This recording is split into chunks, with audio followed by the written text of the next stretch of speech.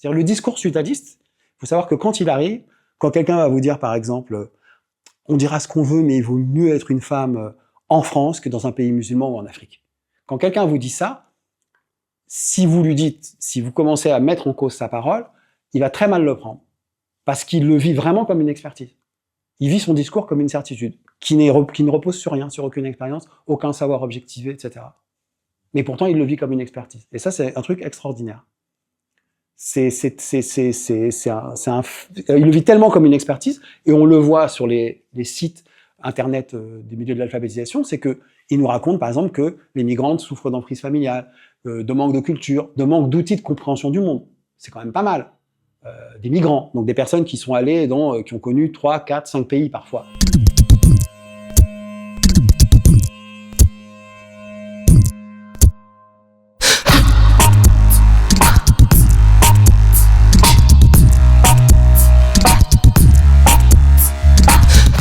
Jérémy Piola, bonjour. Alors, tu as fait une thèse sur le milieu de l'alphabétisation à Bruxelles. Peut-être faut aussi préciser que tu as travaillé dans le milieu de l'alphabétisation, dans quelques associations en particulier. Oui. Tu as fait des ateliers d'écriture oui. qui t'ont donné du matériau aussi pour faire cette thèse. Bien sûr, bien sûr. Et tu as écrit un livre qui reprend tous tes résultats concernant ton étude sur le milieu de l'alphabétisation. Oui, tout à fait. Qui s'appelle le sudalisme, l'imaginaire qui nourrit le racisme, c'est ça? C'est ça. Ok. Alors peut-être pour les gens qui connaissent pas bien, on peut expliquer rapidement ce que c'est l'alphabétisation. Donc c'est plutôt des ASBL qui enseignent le français à des migrants. Oui, c'est ça.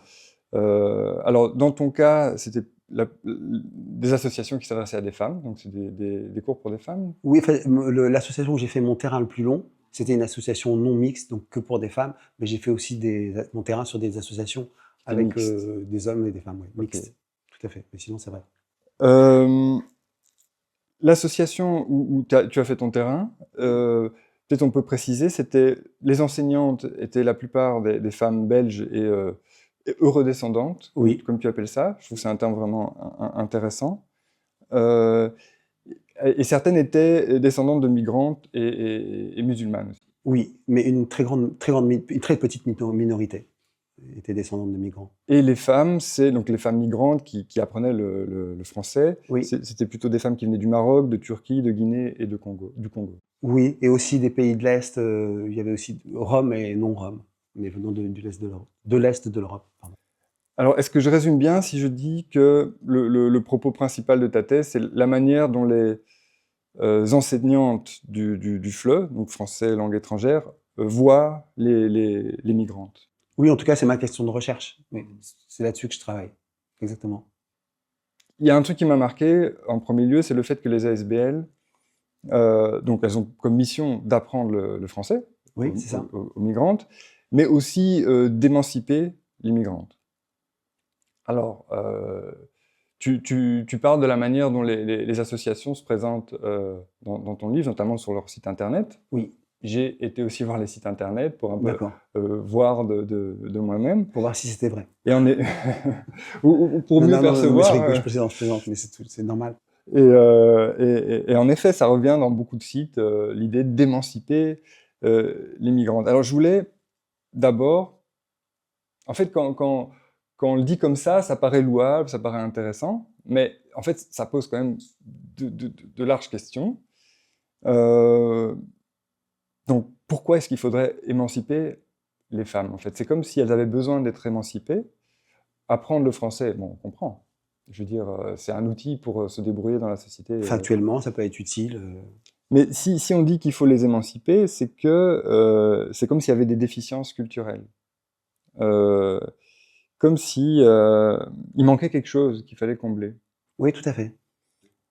Et alors, en creusant, je trouve qu'il y a une phrase que tu cites dans le livre, et c'est une des enseignantes de français qui dit ça.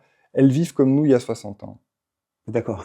Ok. Je vois. Et moi, c'est une phrase que j'ai déjà entendue, en fait. Oui, on l'entend. Moi aussi, je l'ai entendu dans plein de milieux, pas que Voilà. dans les milieux de l'alphabétisation, Non, mais mais c'est pour aussi ça que là-bas, plusieurs je fois. prends cette phrase et je me disais qu'on pouvait un peu creuser cette phrase Mhm. parce que finalement, elle est banale, mais elle est hautement problématique. Oui, bien sûr, bien sûr. Bon, il y a quoi derrière? Il y a une culture un peu arriérée. Oui, C'est comme s'il y avait une ligne du temps où plus on avance, plus la culture elle est développée. oui, c'est ça. Plus intelligent, elle crée des personnes plus émancipées. Et donc, toi, par exemple, sur ton terrain, comment ça se manifestait cette vision d'une culture un peu arriérée? Euh, Comment ce point de vue sur la oui, culture, les cultures des ouais. femmes migrantes qui étaient là, par exemple, donc Mhm. une association qui s'appelle Diane, hein, c'est d'elle dont tu parles, je pense. Bah, ça se manifestait déjà par cette phrase que tu as citée, qui est déjà pas mal. C'était nous il y a 60 ans ou 100 ans, etc.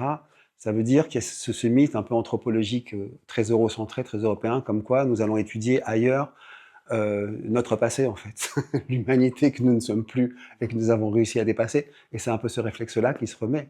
C'est-à-dire que on a un matériel humain d'expérimentation pour inventer des stratégies d'émancipation et pour se redécouvrir nous-mêmes comme nous étions sans doute il y a 60 ans. Cette idée, elle est absolument terrifiante, puisque en fait, elle met les personnes sur qui on porte ce regard-là dans une situation d'infériorité, de retard mentalitaire, absolument terrible.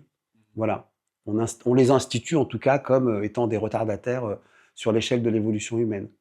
À partir de cette simple petite phrase qui peut avoir l'air de rien, c'est ça qui est en train de s'instituer. Et quels sont les éléments que tu as repérés sur lesquels justement se fonde ce soi-disant retard? Se fonder ce regard sur ce Oui. retard, bah c'était beaucoup sur, par exemple, il y avait beaucoup de choses qui étaient dites sur sur le corps des femmes migrantes qui venaient, donc on appelle ça des apprenantes. J'ai toujours trouvé le mot un peu bizarre d'ailleurs, mais bon, ce serait long de revenir dessus. Comme le mot aussi association d'alphabétisation est un peu bizarre, on pourra en revenir dessus. Pas le fait que tu l'aies employé toi, hein, mais le fait que c'est dans le langage courant des travailleurs, des associations d'alphabétisation et de français langue étrangère, le mot alpha qui revient souvent, c'est intéressant à interroger. Donc il y avait par exemple beaucoup de commentaires des fois sur le corps des femmes, le fait que ces femmes migrantes étaient des femmes qui restaient beaucoup à la maison, qui grossissaient beaucoup, qui n'étaient pas sportives, qui développaient beaucoup de maladies, dans le fait d'avoir un rapport au corps qui était un peu pressenti comme frustre ou frustré, quoi. Sous-entendu aussi, cette frustration venait peut-être également euh, du fait qu'il était souvent dit d'elles ou imaginé d'elles qu'elles s'entendaient mal avec leur mari. Donc elles subissaient par exemple un patriarche marocain par exemple qui ne savait même pas qu'elles allaient au cours et qui s'il avait su leur aurait interdit d'aller au cours. Donc il y avait des mythes comme ça qui circulaient. Il y avait l'idée aussi que la plupart des femmes qui venaient migrantes, donc qui venaient dans cette association, avaient connu des parcours conjugaux ratés ou compliqués. Alors il y en a qui ont connu des parcours conjugaux compliqués, donc sur 13 ans de fréquentation, j'ai rencontré un certain nombre de femmes migrantes qui ont pu raconter dans des textes qu'elles ont écrits, notamment leur parcours, une partie de leur parcours. Effectivement, certaines avaient connu un parcours conjugal compliqué, euh, mais finalement, dans les parcours catastrophiques, il y avait que 20% de femmes qui avaient vécu des parcours conjugaux catastrophiques, alors que dans le discours des enseignantes blanches qui voulaient pourtant faire le meilleur travail possible avec les femmes migrantes avec lesquelles elles travaillaient. Il y avait l'idée que c'était plutôt 80% des femmes migrantes qui vivaient un parcours catastrophique avec leur mari. Donc il y avait cette idée d'un mari très dominant et l'idée aussi qu'elles étaient souvent soumises à leur mari, soumises à une autorité d'un mari qui serait l'archétype des clichés un peu coloniaux relatifs à l'Afrique, qu'elle soit noire ou du Nord, à l'Orient, voilà, et à l'homme oriental ou l'homme africain, violent, dominant, enfermant, voilant, etc. Par exemple, il y a des histoires. Alors, tout ça à côté de réalités qui étaient beaucoup plus complexes et qui étaient très très peu visibilisées par les enseignantes eurodescendantes ou blanches. Voilà. Alors il y avait une phrase qui revenait, par exemple, je peux dire, c'était dans un entretien avec une femme qui s'appelle Rosa, qui me dit à un moment donné, bon, beaucoup de femmes ont beaucoup souffert. Il y a cette idée aussi que ces femmes avaient beaucoup souffert. Alors, elles ont souffert souvent, mais c'est pas forcément juste à cause de leur mari, même si ça peut rentrer dans l'équation de la souffrance, on va dire. Mais par exemple, elle me disait donc, Rosa, oui, ces femmes ont beaucoup souffert, mais elles ont une responsabilité dans le fait qu'elles sont soumises. C'est qu'elles pratiquent de plus en plus l'islam. Donc il y avait l'idée, alors je lui ai dit, mais tu penses, quel est le rapport entre les deux, quoi, plutôt? Qu'est-ce que tu penses de ce que tu viens de dire? Et elle me disait, bah, l'islam impose ou encourage la soumission de la femme à l'homme. Voilà. Donc tout à coup, cette femme-là se pose un peu comme une spécialiste de l'islam. Je ne sais pas où elle est devenue spécialiste de l'islam en étant formatrice en alpha, avec tout le respect que j'ai pour ce métier-là. Mais voilà, elle sait quelque chose de l'islam et elle le redit à ce moment-là. Et ce savoir qu'elle a sur l'islam institue la femme musulmane comme dominée et co-responsable de cette domination. Par exemple, voilà, c'est des choses comme ça qui se passent. Tu abordes aussi différentes choses, notamment la natalité qui serait trop importante aussi. Oui, ça c'est aussi quelque chose qui peut se dire. Alors c'est marrant parce que ça va se dire autour d'une discussion qui a l'air d'être sans importance ou dans un moment qui n'est pas une réunion forcément très formelle, où je ne sais plus comment ça vient, mais oui, à plusieurs reprises, j'entends des personnes raconter qu'il a été dit, ou j'entends des personnes dire que quand même les femmes africaines font beaucoup d'enfants. Voilà. Et que le fait que, bon, telle femme africaine apprenante, que l'association connaît depuis 5 ou 6 ans, avait 2 enfants quand elle est arrivée, puis il en a un 3e, puis elle en a encore un 4e, elle dit elle va s'arrêter quand de faire des enfants? Et le fait qu'elle fasse des enfants serait le signe d'une déficience de volonté à rentrer dans une sorte de modernité qui serait représentée par le fait de travailler, de ne pas s'occuper de ses enfants, ou en tout cas de ne pas focaliser sur son rôle de mère. Voilà. Ce que par ailleurs, la plupart des femmes, même quand elles avaient 3 ou 4 enfants, quand elles étaient seules, devaient travailler à côté. Mais je n'étais pas sûr que c'était pas forcément une situation d'émancipation. Mais il y avait cette idée un peu d'associer maternité, famille, amour aussi, amour dans la relation avec le mari, comme étant de l'ordre de l'archaïsme, et l'idée d'une femme seule, coupée de sa communauté, et qui travaille comme relevant de l'émancipation. Alors, partir du principe dans une association qui est censée donner des outils pour que les personnes vivent mieux, partir de l'idée que le travail est forcément lié à l'émancipation, c'est un petit peu étrange. C'est pas encore démontré scientifiquement, quoi, on va dire. Il y a quelque chose que tu as écrit et que tu disais qui m'a frappé, c'est le fait que finalement, dans ce que sont, dans les pratiques des migrantes, on ne voit que les éléments traumatiques ou problématiques. Oui. Et finalement, on résume ces personnes à des problèmes ou des manques, des déficiences. Oui. Et on ne voit pas la richesse de la culture qui comme toute culture, est riche, complexe. Et donc, il y a une forme d'homogénéisation et autour de notamment ces idées-là, quoi. Oui, tout à fait. Alors ça, je vais le voir, par exemple, je vais le voir dans les milieux de l'alphabétisation, mais je vais le voir aussi dans d'autres milieux qui sont proches, par exemple celui des ONG. J'ai eu l'occasion à un moment donné, faire une formation sur la question du féodalisme à une importante ONG française. Et ils rendaient compte, par exemple, en réagissant à ce que je pouvais amener, et en interaction avec ce qu'ils ramenaient eux, ils rendaient compte du fait que il y avait un problème, c'est que chaque fois que des personnes migrantes étaient invitées, donc c'est une ONG qui travaille avec des personnes migrantes, étaient invitées à parler dans les grands colloques qu'organisait l'ONG, c'était toujours à titre de témoin.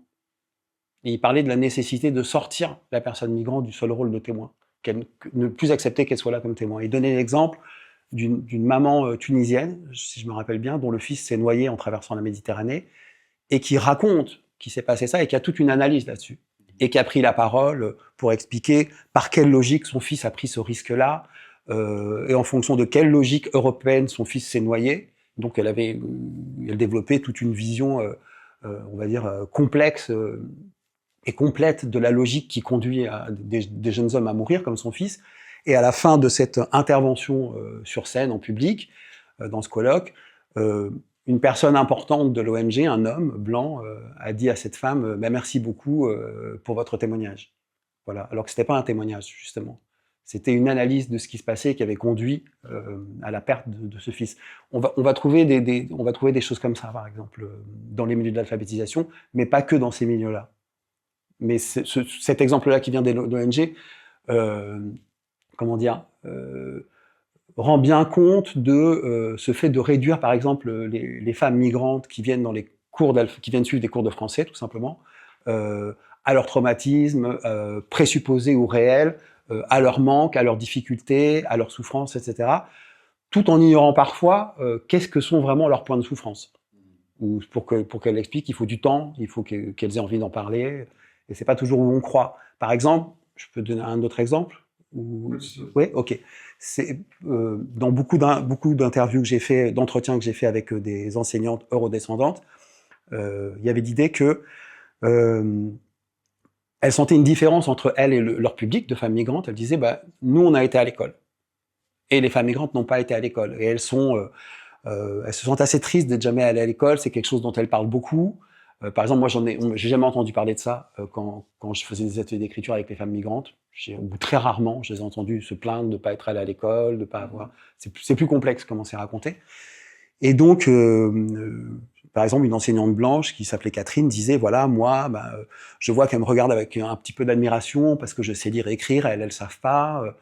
Et puis pour elles, c'est un peu nouveau de venir comme ça dans une classe. Elles sont tellement contentes de pouvoir enfin apprendre. Et là, il y avait l'idée dont je parle dans le livre Sudalisme, qui était ma thèse à la base. Il y a l'idée que dans les associations d'alphabétisation, on n'apprend pas simplement le français aux personnes migrantes, on leur apprend l'apprentissage tout court. Comme si ces femmes-là, qui marocaines, guinéennes, turques, congolaises, n'avaient jamais connu de situation d'apprentissage dans leur vie avant d'arriver en Belgique et d'avoir la chance innée et royale d'aller intégrer une association d'alphabétisation. Voilà. Comme si elles n'avaient pas connu que ce soit des formes d'initiation, de formation, d'apprentissage spécifiques qui ne passent pas forcément que par l'écrit.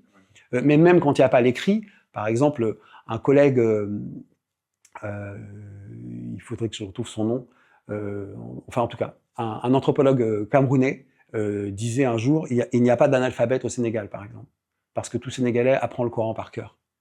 Et donc, il peut ne pas savoir lire, mais il apprend le Coran par cœur quand même. Donc, il est lié avec un imaginaire qui passe par la littérature. Donc, il y a aussi l'idée souvent que quand les personnes ne savent pas lire ou écrire, ou peu lire et écrire, des fois, savoir peu lire, c'est comme ne savoir pas lire. On a le statut quand même d'analphabète. On va dire analphabète partiel, puis analphabète.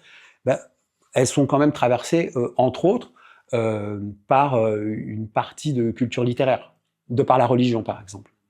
Et puis même si elles n'étaient pas traversées de culture littéraire, il y a des tas d'autres manières de faire intellectualité et de produire des idées complexes.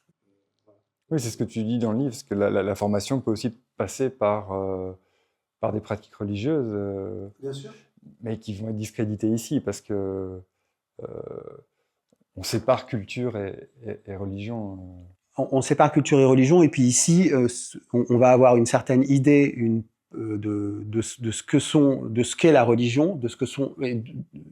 On va se projeter des fois des choses qui se sont passées ici, qui étaient liées à la religion, sur les religions des personnes migrantes qui arrivent, et tout en n'en connaissant rien, on va parler des religions des personnes migrantes qui arrivent, de l'islam ou de certaines formes de christianisme, par exemple, comme si on en était un spécialiste.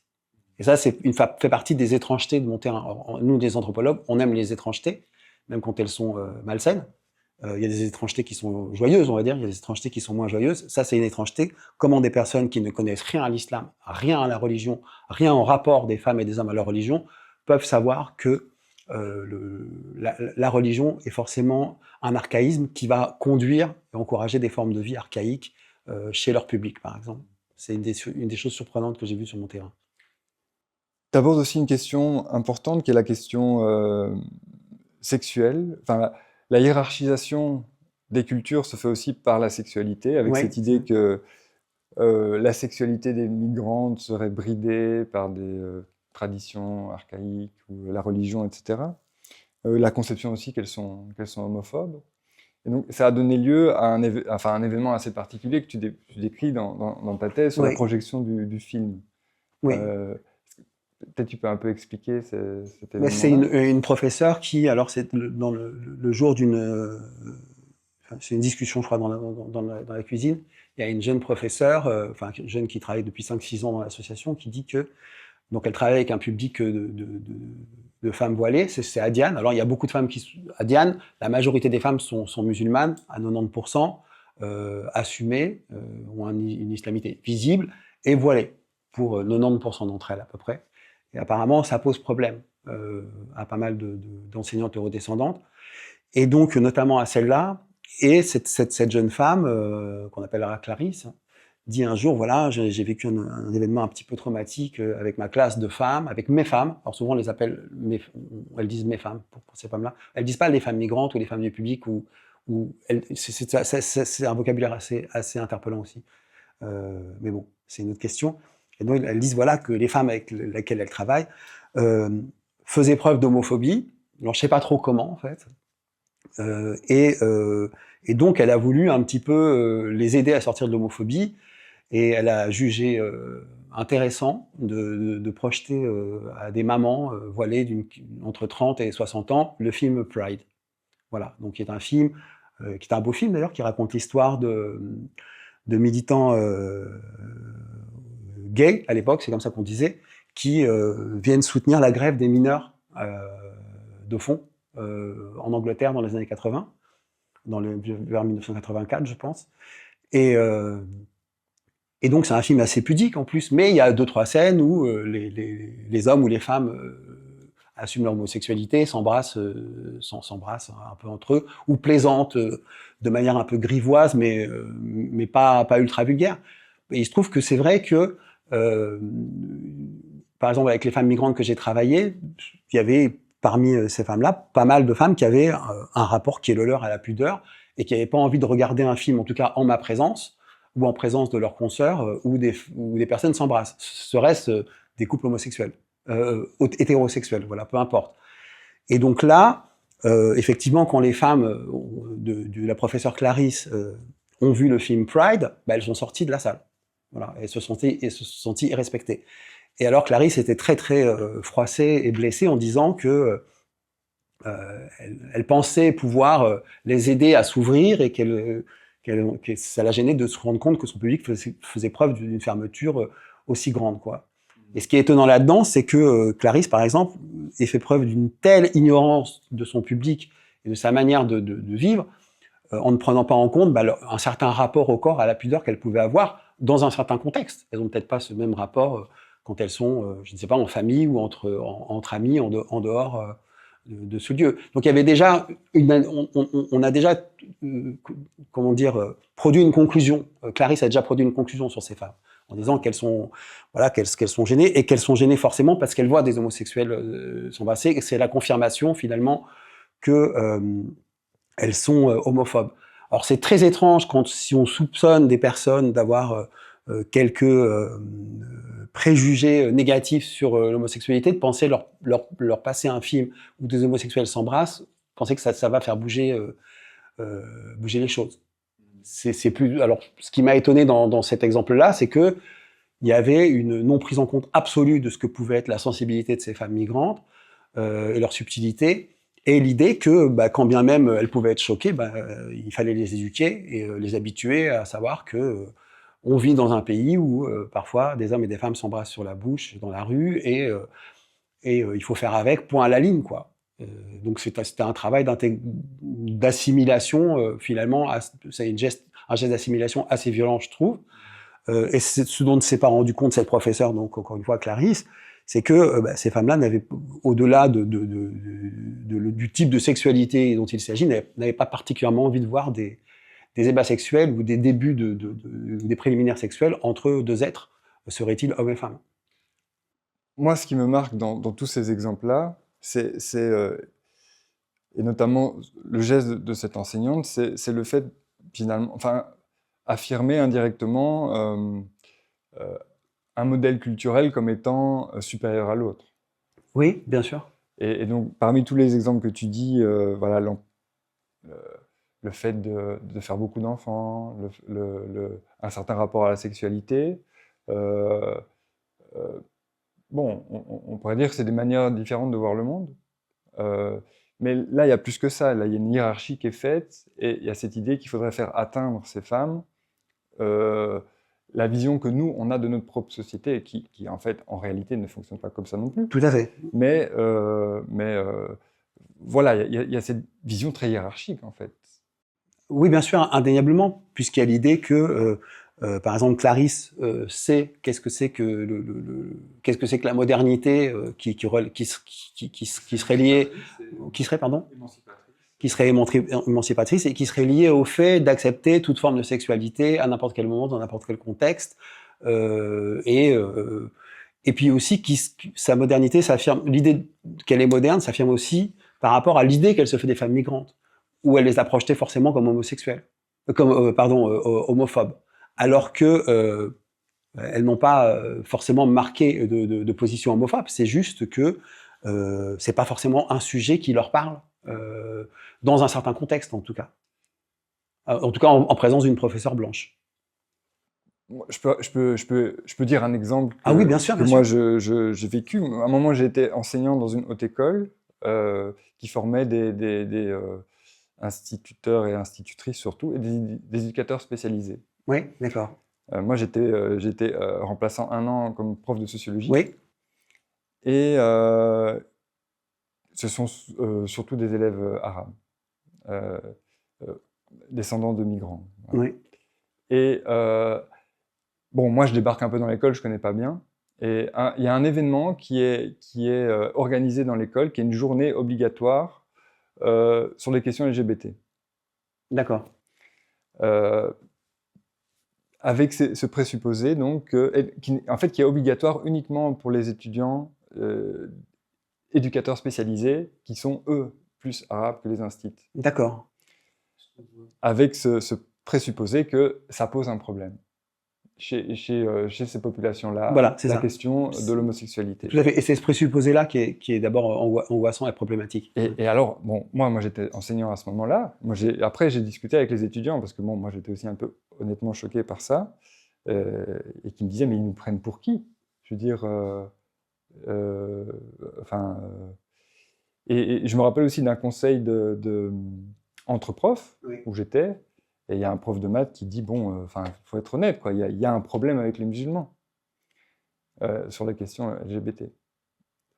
Bon, voilà, tout ça n'était pas très fin, mais je veux dire, ce que tu as vu dans la sauce, je l'ai vu aussi, et qui fait violence à la complexité de ce que sont les gens, de ce qu'ils pensent, des cultures, etc. Bien Donc, sûr. oui, ça me semble un truc, enfin, cette dévalorisation sur la base à la fois de la sexualité et puis du traitement présupposé dont tu as parlé des femmes par leur mari, ça me paraît un élément central de la dévalorisation culturelle euh, et donc du racisme moderne, j'ai envie de dire. Oui, alors ça s'inscrit dans tout à fait. C'est un moment du racisme. Après, faudrait comment dire, préciser quel moment de racisme c'est, puisque le racisme est un terme qu'on utilise pour beaucoup de choses. Il y a le racisme invisible, le racisme visible, le racisme assumé, le racisme non assumé. Moi, j'ai vu du racisme décomplexé sur mes terrains, mais j'ai vu du racisme complexé aussi, donc c'est intéressant. Il y a du racisme inconscient, du racisme conscient, donc voilà. Donc, mais effectivement, ça relève du racisme. Et en fait, le discours sur les femmes migrantes qui font trop d'enfants, les femmes migrantes qui sont soumises à leur mari, les femmes migrantes qui, alors ça c'est écrit par exemple sur les vitrines associatives, donc sur les sites internet, que on veut aider le public à sortir de l'emprise familiale. Évidemment, on pense aux femmes, on pense pas que les hommes souffrent d'emprise familiale, ou peut-être on le pense aussi, mais c'est pas à partir d'exemples d'hommes en général qu'on parle d'emprise familiale quand on parle de l'emprise familiale de personnes migrantes dans ces associations et ailleurs. Mais donc, on va instaurer progressivement dans ces associations qui sont censées être féministes, ou en tout cas qui sont animées par un féminisme diffus. C'est pas des spécialistes des études féministes sociologiques ou de l'activisme féminisme, dans toutes les complexités qu'il peut porter. Dans des associations qui se disent féministes, finalement, on instaure tout à coup symboliquement un sous-genre féminin, qui est celui de la femme migrante, musulmane, non blanche. Voilà. Et en miroir de ce sous-genre féminin, on instaure un sous-genre masculin, qui est celui de l'homme musulman, non blanc, pratiquant, qui est censé être plus violent, comme sa femme est censée être plus soumise que la femme blanche, il est censé être plus violent que l'homme blanc.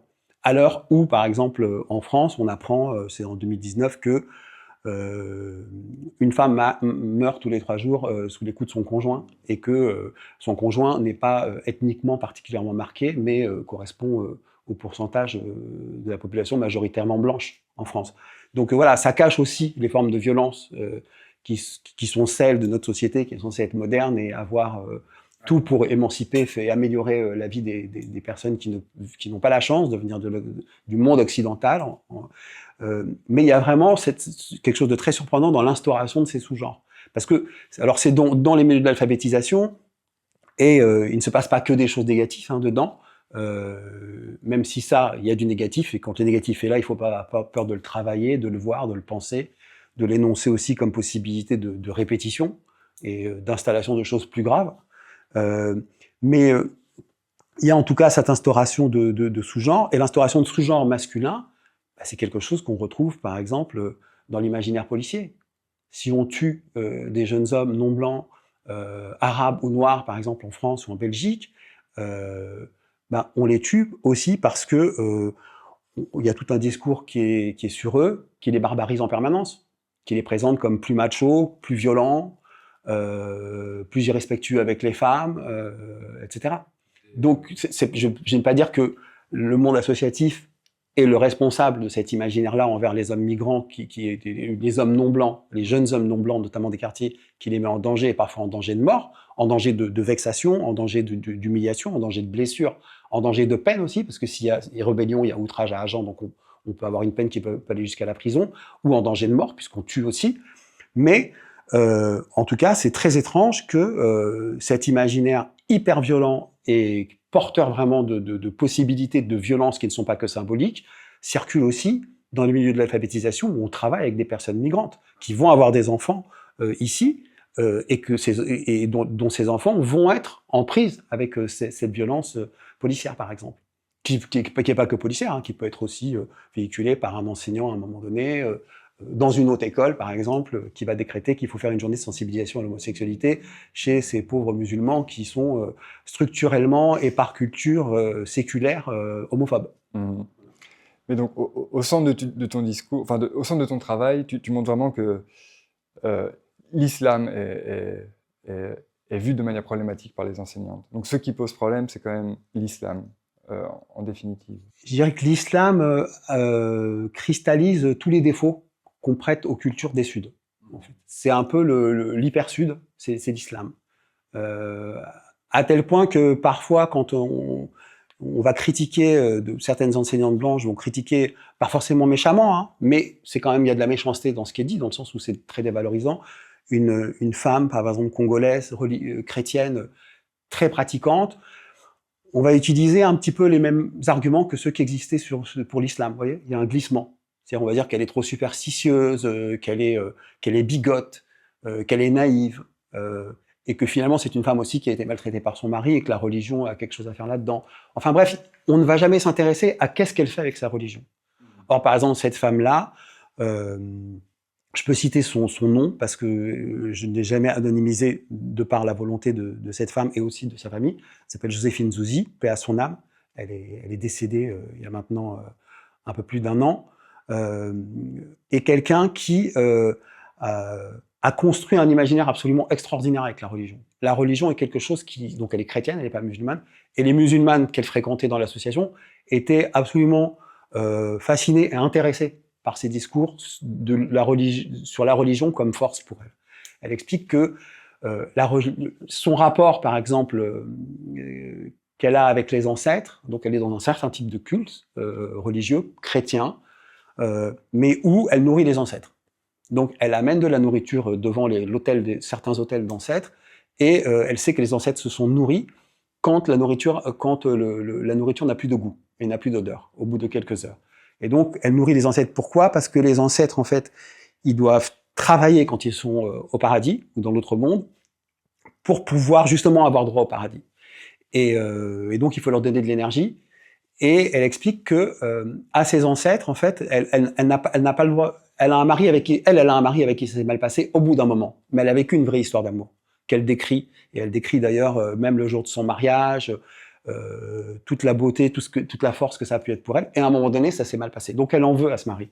Mais comme elle est chrétienne, comme peuvent l'être par ailleurs certaines personnes musulmanes, elle ne peut pas demander à Dieu vengeance. Donc ce qu'elle fait, c'est que elle nourrit les ancêtres. Elle va raconter par contre aux ancêtres le mal que son mari lui a fait. Et les ancêtres vont intercéder auprès de Dieu. Mais c'est pas elle qui intercède auprès de Dieu. Et c'est ce qui lui permet de tenir, par exemple, par rapport au fait qu'elle a eu un mari qui l'a quittée à un moment donné et qui a fait des enfants à côté, etc. Et qui n'a pas été... Voilà. Après, il y a une histoire à un moment donné qui se rapproche de formes d'attaque, voilà, dont on pourrait parler par ailleurs, mais c'est encore un autre sujet. Mais par exemple, cette femme-là aussi, on ne voit pas comment est-ce que la religion, comment son imaginaire lui a permis de se soutenir toute sa vie. Et que par exemple, c'est ce qui lui a permis aussi d'écrire, c'est ce qui lui a permis également de comprendre, elle a beaucoup souffert dans sa vie, et elle a pu à un moment donné expliquer, elle a écrit un texte un jour, elle a dit « mais comme j'ai souffert beaucoup dans ma vie, je ne suis jamais fatiguée ». Et j'ai demandé, non, elle a écrit « la souffrance me donne de la force ». Et je lui ai demandé de m'expliquer, parce que je suis quelqu'un un peu d'embêtant, je lui ai dit « excuse-moi, est-ce que tu pourrais, Joséphine », au bout d'un moment on se tutoie quand on se connaît, est-ce que tu peux, au début je vous vois évidemment, toujours, est-ce que tu pourrais m'expliquer en quoi est-ce que la souffrance donne de la force? Et elle dit, quand le corps reçoit beaucoup d'émotions négatives qui sont de la souffrance, à la fin ça crée une forme de résistance, et ça fait par exemple que je vois ma force dans une chose très spéciale, c'est que j'ai 80 ans, elle avait 80 ans à ce moment-là, et je ne me fatigue jamais. Même aujourd'hui encore. Même quand je dois faire un travail physique ou intellectuel qui est important. Et cette personne, elle était perçue par les travailleuses de l'association, donc moi je dis enseignante d'ailleurs, je dis pas formatrice, et c'est une forme de respect, parce que je pense pas qu'on forme à une langue, on enseigne, et puis après les gens se forment eux-mêmes, à qui on a enseigné. Mais elles aimaient beaucoup cette femme-là, Joséphine, elles étaient gentilles avec elle avait des rapports amicaux, mais elles n'ont jamais parlé de sa complexité et de toutes les questions qu'elle pouvait nous obliger à nous poser en racontant son histoire et les réflexions qu'elle avait sur son histoire, par exemple. Donc ce que tu dis, par exemple, sur son rapport aux ancêtres, pouvait être vu un peu comme quelque chose de superstitieux par les enseignants. Elles n'iront même pas, elles l'ont connue pendant 30 ans. Moi, je l'ai connue pendant 13 ans. Joséphine, j'ai eu la chance de la connaître 13 ans. Elles n'ont jamais eu le récit parce qu'elles n'ont jamais questionné à Joséphine de comment elle vivait quelque chose qui était important pour elle, qui était sa religion. Comment tu la vis, comment tu l'as fait. C'est toute une création, en fait. C'est tout, on va dire, rituel. Mais on s'en fout du rituel. C'est l'élaboration complexe de gestes qui ont un sens complexe.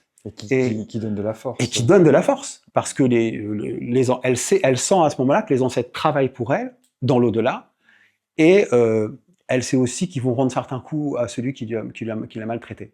Mais elle va obtenir donc réparation, parce qu'il va arriver des malheurs à celui qui l'a trompé, mais c'est pas elle qui a demandé, parce qu'elle est anti-maraboutisme, donc elle dit qu'elle n'ira jamais voir un sorcier ou un marabout pour demander vengeance, ça ne se fait pas. Elle dit, mon seul marabout, c'est Dieu, comme pour les musulmans.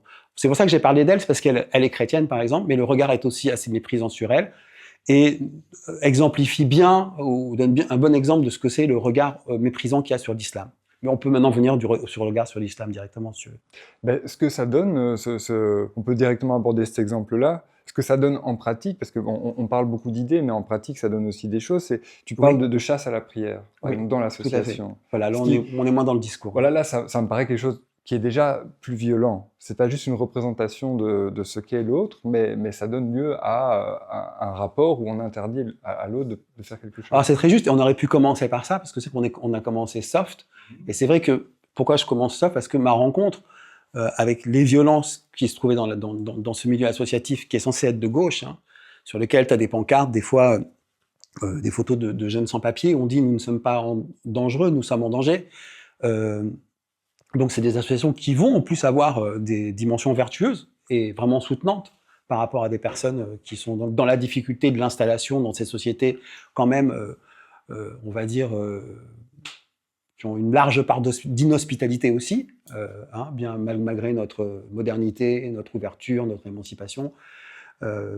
Et donc au départ, on voit des exemples, on voit plutôt des aspérités, des exemples et des violences plutôt symboliques, des discours, des petits morceaux de discours.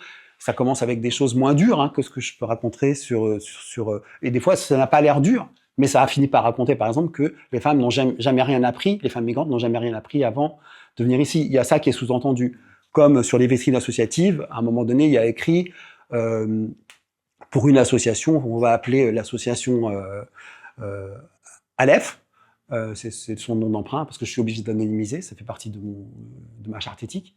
Elle dit par exemple que dans l'association, on veut pouvoir permettre au public migrant d'avoir accès à la culture, pour développer son accès à la culture.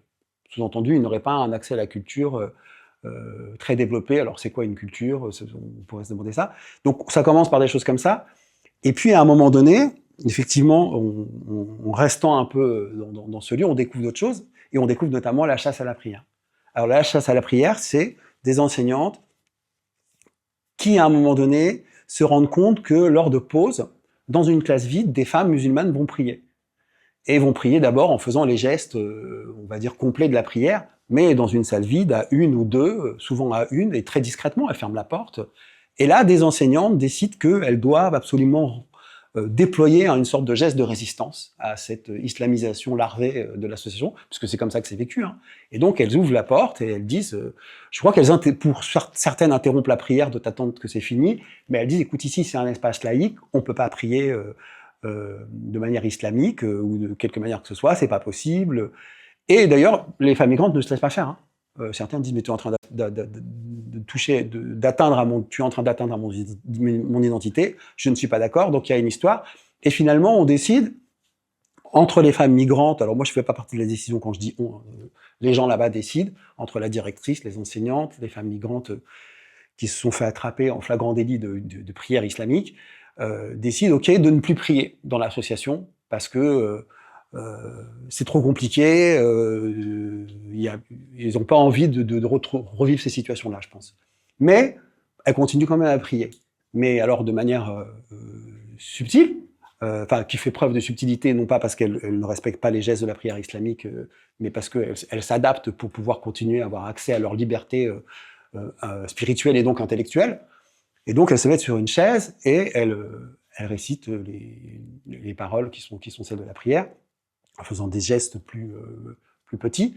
Bref, pour quelqu'un qui ouvre la porte et qui voit cette femme, il voit une personne en train de méditer. Voilà. Mais c'est là que dans la cuisine, il se dit beaucoup de choses dans les cuisines d'une association, dans les cuisines en général d'ailleurs, il y a deux femmes qui disent à un moment donné « Ah, mais il y a des récalcitrantes !» Et elles pensent qu'on ne le sait pas, mais on le voit. Et donc, il y a une femme qui s'appelle, on l'appellera Nathalie, qui dit qui est responsable d'un secteur de l'association Diane, qui dit moi je n'accepte pas, je laisse pas faire, je continue à ouvrir la porte et à aller voir. Et elle croit qu'on n'a pas compris, mais on sait qu'elle continue à prier islamiquement. Donc le fait n'est même plus le geste de la prière islamique, c'est le fait même d'être musulman. Et on devine qu'elles prient islamiquement parce qu'elles sont musulmanes, et je dirais même parce qu'elles sont arabes, tout simplement. Donc il y a une racialisation, une ethnicisation de la déduction, voilà, ou une déduction par ethnicisation et du fait de la race. Et donc elle continue de la race sociale, on s'entend, etc. Et donc elle continue à empêcher les femmes musulmanes du public de prier. Voilà. Donc c'est une forme de résistance qui est un peu particulière. Résistance à quoi? Alors il y a vraiment l'idée qu'il y a une islamisation larvée, oui, c'est ce que et que ces femmes sont, aussi gentilles soient-elles, en fait ces femmes-là, quand elles sont, pour parler des femmes arabes, puisqu'on peut parler de l'islam, ou subsahariennes, quand elles sont subsahariennes ou arabes, elles sont des victimes de leurs hommes, des victimes de leur non-scolarisation, les victimes de l'excision, parce qu'il y a des femmes qui ont été excisées pour de vrai, et d'ailleurs toutes les femmes qui ont été excisées ont une position par rapport à l'excision et le racontent. Mais par ailleurs, c'est pas parce qu'elles ont été excisées qu'elles rejettent toute leur culture aussi. C'est important de le dire. Et donc, pour la majorité des enseignantes eurodescendantes, il y a des exceptions, à ce moment-là, sur ce terrain qui va de 2006 à 2020, on pense que quand les femmes du public sont prises comme des Arabes, ou bien des Roms, ou bien des subsahariennes, ce sont des victimes. Mais par contre, quand ce sont des musulmanes, c'est plus des victimes, c'est des menaces. Donc une résistance doit se mettre en place. Elles seraient les vecteurs d'une islamisation de la société qui avancerait? C'est ça, c'est ça. Alors il y a l'anthropologue Nadia Fadil, je ne sais pas si vous la connaissez, qui parle du fait que l'islam a une dimension missionnante et qui n'est pas forcément agressive, et qui est souvent surinvestie par l'imaginaire occidental. Et c'est ce qui se passe là, c'est-à-dire que pour la majorité des enseignantes eurodescendantes, les migrantes musulmanes de l'association sont missionnantes, c'est-à-dire qu'elles veulent convertir les autres, ce qui est compliqué parce qu'on n'a quasiment plus à convertir en plus. Alors en plus c'est un échec pour elles, puisqu'elles voulaient les émanciper c'est sortir de la religion.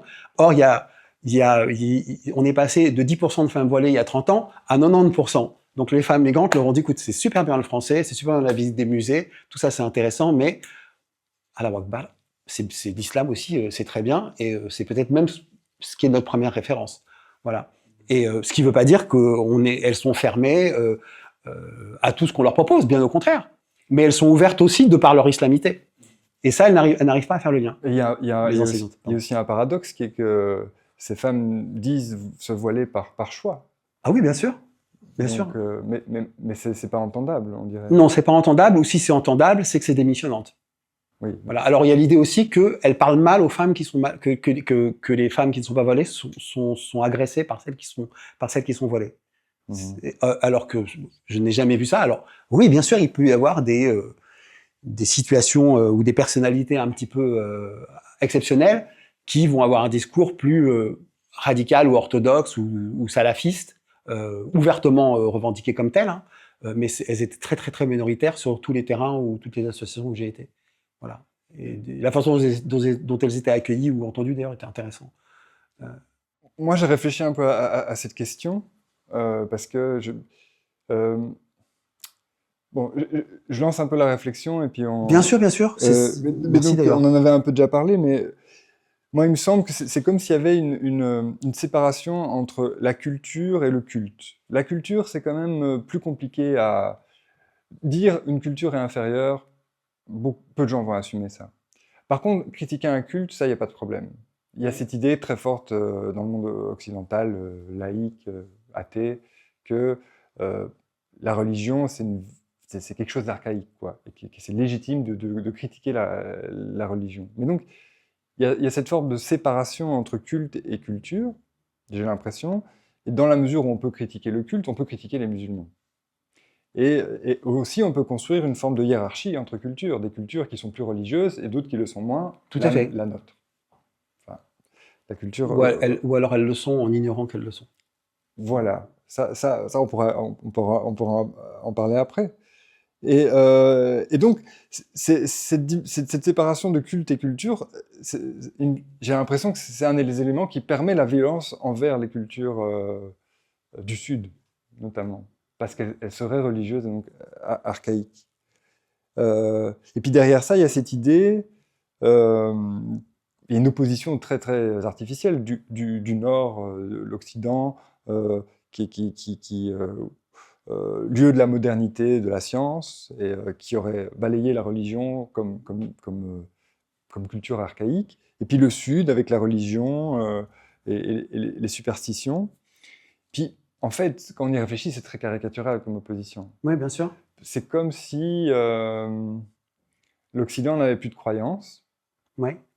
Quand on est anthropologue ou sociologue, on sait bien que c'est complètement faux. Il y a des croyances partout, tout le temps. Par exemple, on pourrait prendre comme exemple la croyance dans les dogmes économiques, de la croissance. La main invisible, le ruissellement. Bon, ça, si c'est pas religieux finalement. C'est religieux complètement. Je veux dire, il y a même des prêtres qui sont des économistes, qui professent la bonne marche des choses. En plus, pour justifier l'inégalité, ça qui est extraordinaire. C'est pas pour justifier l'accomplissement de l'humain, mais l'inégalité. Le bienfait de l'inégalité. Hein, parce qu'il y a quand même ça dans le dogme de la main invisible. C'est que c'est l'égoïsme qui va produire la régulation, en fait. Tout à fait. Et alors, bon, là, on est dans... c'est des vidéos pour l'Observatoire des inégalités, donc j'avais envie de dire ça, même le marxisme peut être religieux. Et en fait, bon, je connais beaucoup de militants marxistes Oui. qui ont une pratique religieuse du marxisme, et qui lisent les textes comme la Bible. Et donc, oui, mais je pense vraiment qui analysent le monde au prisme des textes, quand bien même le monde dit l'inverse des textes. Donc, voilà, cette opposition entre modernité, science et religion, croyance, elle me paraît complètement fausse. Pourtant, elle construit ce rapport hiérarchique aux cultures du Sud. Aux cultures des Sud, ouais, je Des dirais. Sud, Oui, oui. oui, bien sûr, bien sûr. Tu voudrais que je poursuive Ben, je ne sais pas si ça évoque Oui, quelque chose. non, si. En fait, les cultures des Sud, en tout cas, telles que elles se montrent ou elles apparaissent à l'intérieur des associations, donc des terrains que j'ai faits, et puis sur d'autres terrains aussi, la religion joue un rôle important. Donc, la culture, par exemple, on peut pas réduire la culture arabe à la religion. Oui, la culture marocaine, par exemple, à la religion, évidemment non. Mais la religion va apporter beaucoup d'éléments aussi pour réfléchir sur, par exemple, qu'est-ce que c'est que le partage, qu'est-ce que c'est que la justice, qu'est-ce que c'est. Donc la religion est présente. Le problème, c'est que peut-être il devrait regarder, premièrement, ceux qui utilisent cette séparation entre culte et culture pour dénigrer les cultures dans lesquelles le culte est important, devraient d'abord regarder qu'est-ce que concrètement, dans la vie quotidienne de ces femmes et de ces hommes, la religion leur apporte.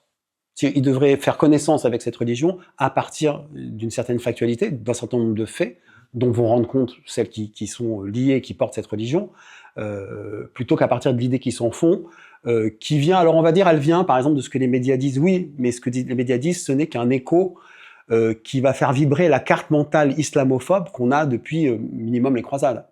Voilà. Il y a une disponibilité chez les Occidentaux, alors souvent eurodescendants et blancs, mais ça peut toucher aussi d'autres personnes qui se sont fait occidentaliser. Il y a une disponibilité à être très rapidement islamophobe et arabophobe. Parce qu'on a un imaginaire très profond. Comme par exemple, il y a plein de caricatures antisémites dans les églises. Il y a aussi des caricatures arabophobes dans les églises. Et il y a des romans arabophobes, des mythes arabophobes qui existent, qui remontent à très très loin. La chanson de Roland, hein, qui meurt comme ça, tué par les envahisseurs venant de l'Orient, etc. Et ce brave Roland de Roncevaux, qui sonne dans sa corne. Et petit, nous avons tous été sommés d'avoir de l'empathie, de la peine pour ce Roland qui se bat seul face aux envahisseurs orientaux. Voilà, donc c'est pas étonnant, je veux dire, qu'il y ait cette disponibilité dans le monde où on vit, dans son histoire, dans sa mémoire, etc., etc. Mais le problème est que il y a une inécoute complète par rapport. Il s'agit pas de nier que le culte est important dans la culture des personnes que j'ai pu rencontrer sur mes terrains, mais de s'intéresser de quoi ce culte est fait en fait. Après, il y a une ignorance aussi quand ils mobilisent le mot culture, par exemple en disant que ces personnes-là n'ont pas de culture. C'est quelque chose que j'ai entendu de la part d'enseignantes blanches, où à un moment donné, quand j'arrivais, alors j'ai raconté cette anecdote plein de fois, mais elle est quand même assez pesante et assez représentative.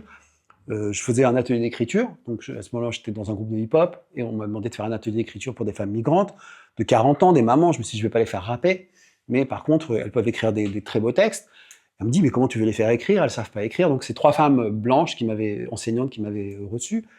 Je dis, mais non, mais j'ai grandi à Barbès, dans le 18e arrondissement, je suis français. Je disais, voilà, j'ai souvent rencontré des femmes, des mamans de mes amis, etc., qui racontaient plein de choses, etc. Elle me dit, mais non, mais tu te rends pas compte, elles sont très timides. Je dis, mais non, moi j'aimerais bien faire un atelier d'écriture où elles peuvent parler, par exemple, si elles ont envie de leur périple migratoire, ou aventure migratoire, mais en racontant ce qu'elles veulent, et du regard qu'elles portent sur l'Europe aussi, et aussi de leur culture. Et là, on me répond, mais tu te rends pas compte, elles n'ont pas de culture. Voilà. Donc il y avait cette idée qu'elles n'ont pas de culture, elles n'ont qu'un culte. Et le culte a avalé toute la culture, où serait toute leur culture. Tu vois. Mais ce qui est intéressant, c'est que... Mais le culte est écarté de la culture, quoi. Et le culte, où il est écarté de la culture, où il la pollue tellement qu'il fait qu'il n'y a plus de culture, par exemple. Et quelque chose comme ça. Mais en fait, le problème est que on ne sait pas dans quel sens elle mobilise le mot culture. Le mot culture, il peut être mobilisé, c'est un mot un des mots qui a la géographie la plus large. Donc je ne vais pas faire ici un cours sur la culture, mais 2-3 choses. C'est que tout ce que j'ai pu voir, moi, de la culture, c'est que ça peut désigner d'abord un ensemble de réflexes conditionnés qu'on a, qui déterminent notre rapport, par exemple, à la proxémie, c'est-à-dire à la distance qu'on a avec le corps de l'autre, avec la façon dont on va bouger nos gestes, plus ou moins grands, etc. Et tout le monde est différent, c'est très bien. Mais quand on s'intéresse qu'à ça en tant qu'anthropologue, eh bien, on va toujours être celui qui va interpréter. On va expliquer comment les gens sont, comment les gens pensent, quels sont leurs rapports. Il y a un autre sens de la culture, c'est la culture au sens d'ensemble de pratiques conscientes. Quand, par exemple, quelqu'un, je sais pas, vient d'une communauté Gnawa et pratique tel type de danse, il sait qu'il pratique cette danse. Il va pas se mettre à danser comme ça spontanément, comme un canard va se jeter dans l'eau, si tant est que le canard se jette dans l'eau spontanément. On rentre encore dans un anthropocentrisme malsain, mais il fait pas ça par instinct. Voilà. Et puis il y a un troisième sens que j'ai rencontré moi sur mes terrains du mot culture, c'est le sens, je dirais, identitaire. C'est que la culture, c'est pour les personnes que j'ai rencontrées sur mes terrains non occidentales et descendantes de migrantes, extra-occidentales, la culture, c'est avant tout un ensemble de savoirs avec lesquels elles ont grandi et qui leur donnent de la force, par rapport auxquels elles peuvent avoir un positionnement critique pour certaines choses, certains aspects. Par exemple, elles vont critiquer l'excision, elles vont critiquer certains islams coutumiers qui a fait que certaines femmes que j'ai rencontrées ont critiqué certains aspects de l'islam coutumier dans lequel elles sont nées parce que ça a fait qu'elles n'ont pas choisi leur mariage à un moment donné. Mais maintenant, quand elles relisent l'islam, elles disent l'islam ne force pas. C'est l'islam coutumier qui va forcer à se marier, à ne pas choisir son mari, mais pas l'islam, pas ce qu'elles vont appeler le vrai islam, puisqu'elles utilisent ce mot-là. Mais donc, ce sont par exemple des personnes qui ont qui viennent d'univers culturels excessivement complexes, et c'est ça qui va être complètement mis de côté par le regard par le regard eurocentré ou occidental. Et je dirais que, par exemple, la première chose qu'on va mettre de côté, c'est le fait que quand les personnes migrantes que j'ai pu rencontrer, et en général les personnes migrantes, je dirais, ou n'importe quel groupe extra-occidental en général, on lui demande de parler de sa culture, il va parler de sa culture comme un ensemble de ressources puissantes, qui lui donnent de la force, qui lui permet de trouver de la force quand il souffre. Excusez-moi ? Qu'elle soit religieuse ou pas. Qu'elle soit religieuse ou pas, elle est, en général, il y a des éléments de religion. Et ça, c'est quelque chose de très important. Et ce côté-là, parfois, il est même oublié par certaines parties de l'anthropologie. Et en tout cas, il est complètement oublié. Le mot culture, quand je disais, j'aimerais bien que les femmes migrantes avec qui je vais travailler écrivent sur leur culture ou parlent de leur culture, je parlais dans ce sens-là.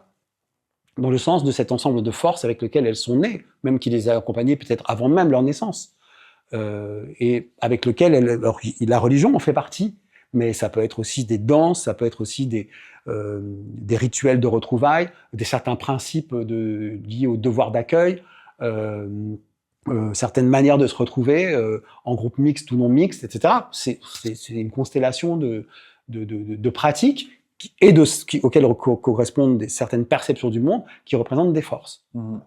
Il y a un exemple que tu donnes que j'ai trouvé vraiment intéressant. Donc tu disais dans ton livre que un truc qu'on voit, c'est que les migrants hommes peuvent s'éloigner du foyer quand ils arrivent dans le nouveau pays et fréquenter les cafés, etc. Et que ça peut arriver. Et que les femmes leurs femmes peuvent mobiliser un islam plutôt rigoriste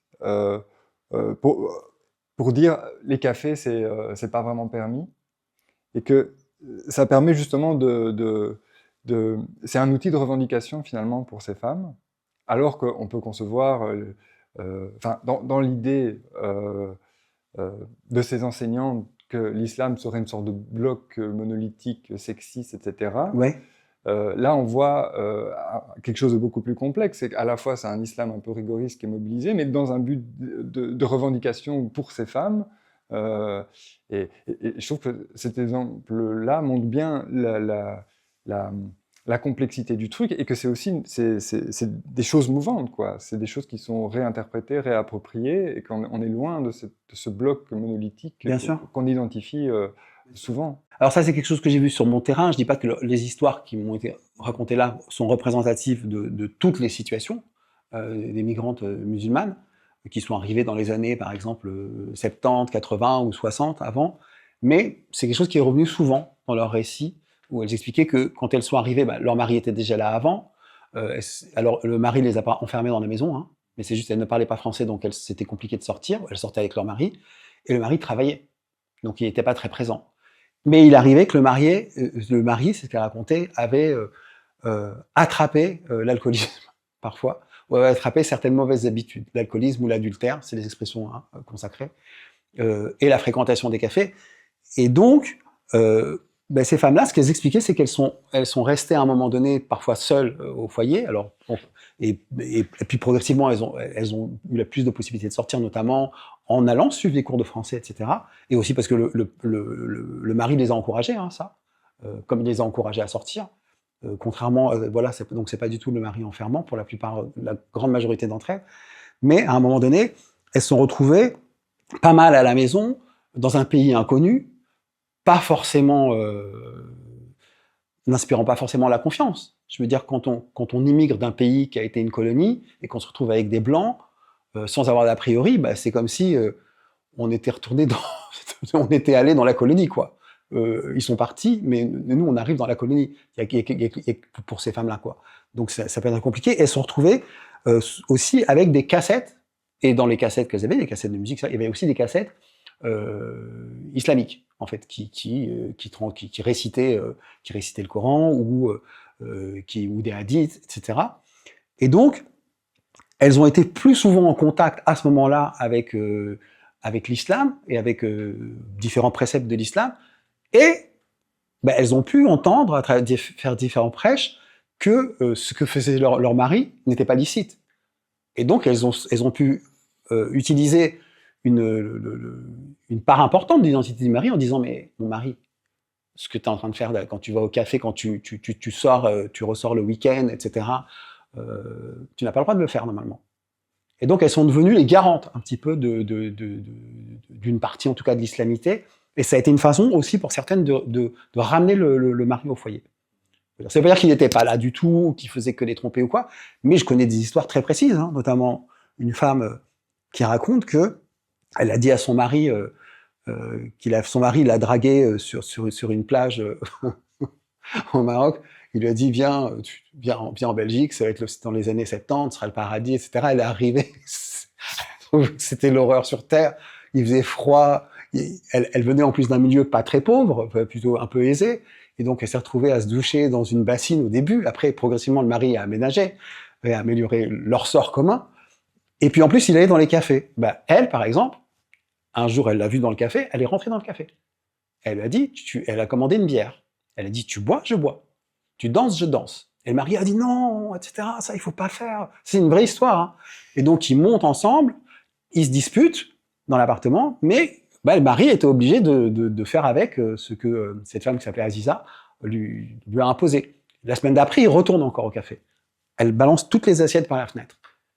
Et finalement, elle a rattrapé son mari comme ça. Et ensemble, ils ont vécu une vie d'amour ininterrompue. Ils ont fait 4 enfants ensemble. Ils ont eu un enfant qui était malade. Ils s'en sont occupés de manière hyper solidaire entre l'un et l'autre. Et c'est toute cette beauté-là de relation aussi, de douceur, qui est liée aussi à l'islam, comme elle peut être liée à d'autres références culturelles ou culturelles, dont on ne parle pas, quoi, par exemple. Non. Ni dans le récit médiatique, mais non plus dans le récit associatif. Non. Oui. C'est des histoires complexes comme toutes les histoires, en fait. Voilà, c'est ça, mais dans lequel il y a aussi de la douceur, de la solidarité, de l'humour. C'est pas que du tragique, quoi. Je veux dire, Aziza qui rentre dans le café et qui dit si tu danses, je danse. Et qui après, en plus, je crois qu'elle s'est plus ou moins battue avec son mari, mais pas une grosse bagarre, mais voilà, quoi. En tout cas, elle a imposé, au nom de référents islamiques, à son mari d'avoir un autre comportement. Ouais. Et c'est normal que son mari aussi ait pris certaines habitudes en arrivant tout seul dans un pays où il connaît personne. Soit Fila, je sais pas si vous la connaissez, qui est une écrivaine, une autrice que j'appelle une romansario-poète, parce que elle écrit des poèmes qui sont des romans en même temps. Donc elle a écrit Salé et l'eau de la mer, et la mer L apostrophe A-M-E-R. Et il y a un texte où elle, je crois que c'est peut-être dans le 2e livre, ou le premier, elle en a écrit 3 maintenant, où elle décrit l'arrivée de son père en Belgique. Et elle dit, il faut parler aussi de ces hommes qui sont arrivés, ce qu'ils ont vécu, etc. Et on comprend tout à fait que, arrivant là, ben voilà, un café, c'est chaud, il y a des gens qui parlent, c'est peut-être le lieu où il y avait de l'accueil. Donc, on peut comprendre que certaines habitudes aient été prises, qui existaient peut-être déjà aussi au pays, hein, pour certains ou quoi.